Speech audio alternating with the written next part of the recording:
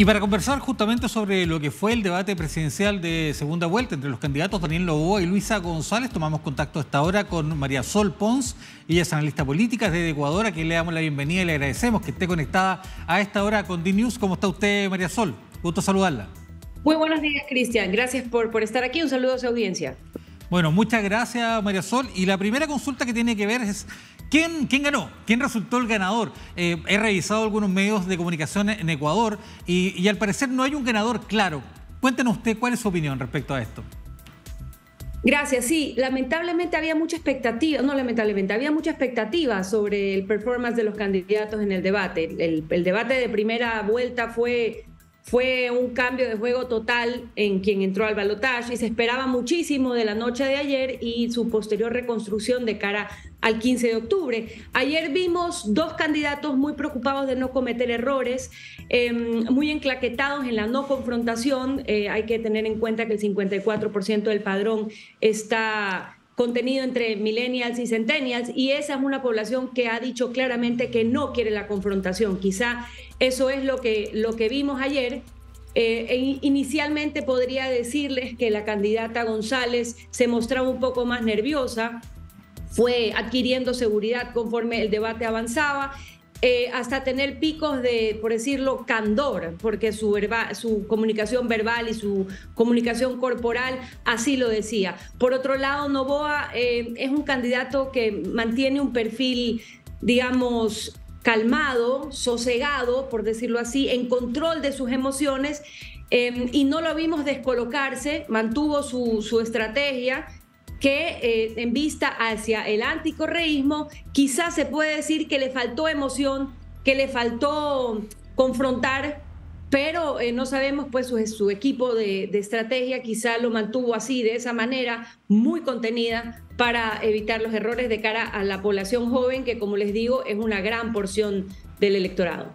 Sí, otro aspecto que llamó la atención fue el aspecto que ellos presentaron, porque en el anterior debate se presentaron con los chalecos antibalas. Bueno, el tema de seguridad ha sido un tema muy importante en Ecuador. Sabemos lo que pasó justamente con el candidato Villavicencio, el asesinato lamentable de uno de los candidatos presidenciales en primera vuelta. Llamó mucho la atención que ellos estuvieran en otra postura. Tengo entendido que ellos sí llegaron al lugar donde se realizó este debate con los chalecos antibalas, pero no se presentaron ante las cámaras, sino que se vistieron de una manera más formal. Sí, un dato curioso es que el debate de primera vuelta, Daniel Noboa llegó vistiendo un chaleco antibalas oscuro que lo usó durante el debate. Pero y su esposa llegó sin chaleco. Entonces se le criticó un poco eso, que le preocupaba su seguridad, pero no la de su esposa, ¿no? Porque fue una cadena de memes posterior al debate.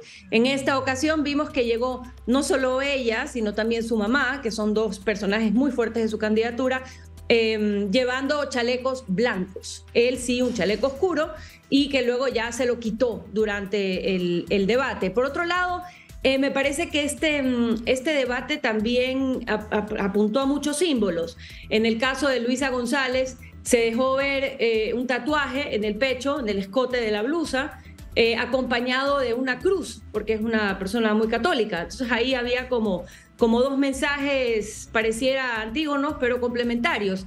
A su vez también dejó el blanco para utilizar el azul y un ligero escote, por llamarlo así. Entonces, sí, e incorporó a su imagen los lentes, que no los ha utilizado antes, sino las gafas blancas con azul que nacieron producto de la campaña de los borregos. Entonces, sí fue interesante ver este cambio, que también lo hemos visto en su contenido de redes, al presentarse con una imagen más juvenil, más deportiva también, haciendo ejercicio. A eso le ha bajado un poco el tono y se presentaba como más preparada. Hay que resaltar que el candidato Noboa mantuvo su línea. Sin embargo, Luisa se mostró bastante más preparada que en el primer debate, y eso le puede jugar a favor en la calificación final del debate, siendo que creo que en general lo que se ve es un empate y un debate que no entusiasmó a nadie y que no tuvo mayor chispa.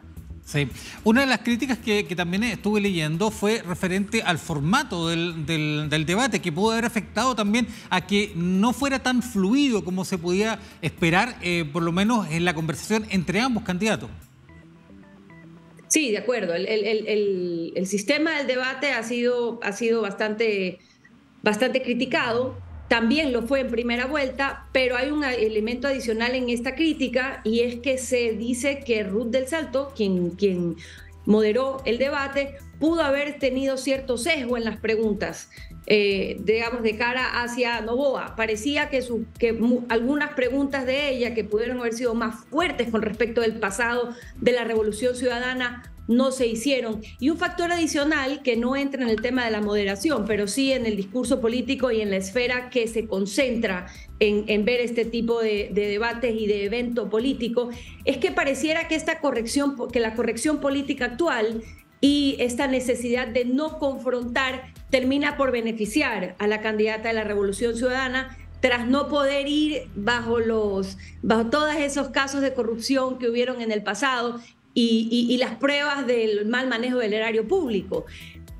Entras ahí a una zona gris bastante complicada de manejar si no se puede confrontar, ¿no?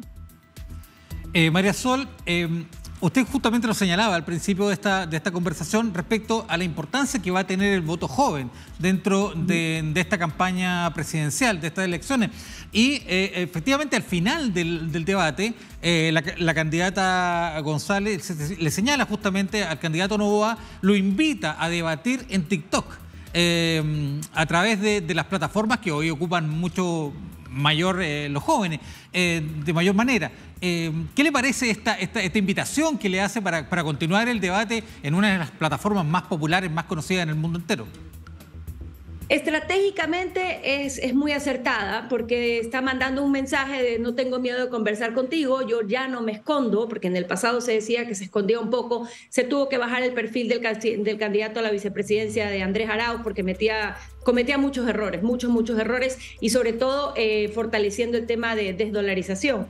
Fíjese que ante las declaraciones del foro de Puebla, del Grupo de Puebla y el acompañamiento de Rafael Correa a Ernesto Samper mientras hablaba de una desdolarización internacional, es un tema que continúa alimentando la percepción de que un gobierno de la Revolución Ciudadana iría hacia atrás en el proceso de desdolarización.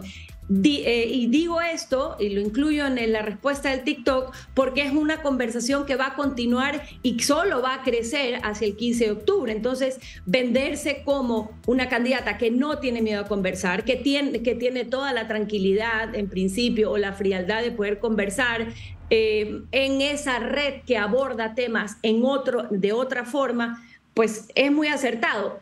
De ahí a que tengan también la habilidad de manejar el discurso de que la conversación se va a dar a través de monólogos, pues también es una gran posibilidad.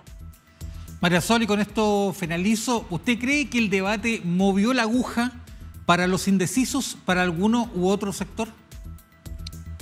La verdad es una respuesta bastante difícil una aseveración bastante difícil de hacer. Solo el tracking lo va a poder determinar. Creo que fue tan contenida las respuestas que lo único que pudiese crecer es el voto vergonzante hacia Luisa González en una ligera porción. No creo que el debate fue determinante para ninguno de los dos. Sin embargo, si hacia alguien pudo crecer, en mi criterio, es hacia el voto vergonzante, que no declara claramente que va a votar por Luisa, pero que se va por ella.